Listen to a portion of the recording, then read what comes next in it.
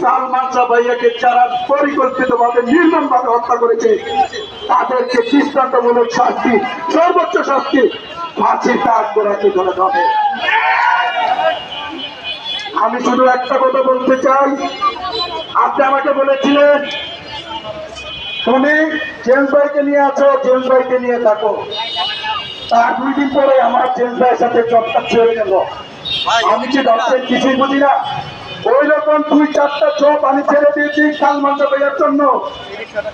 আপনাকে শুধু এতটুকু বলতে চাই, যারা খুনিয়া যারা আছেন সালমান শাহ ভক্তদের, সালমান শাহ পরিবারকে হুমকি ধমকি দিয়ে পুরোনো পাবে না।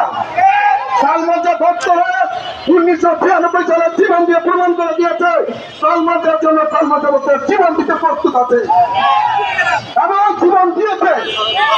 আমি স্বীকার করে দিতে চাচ্ছি, এই বিচারের ন্যায়ের জন্য, এই সুস্থ ন্যায় বিচারের দাবিতে যতদিন পর্যন্ত এই দেহে ঘুম আছে আমাদের সংগ্রাম চলছে, চলবে।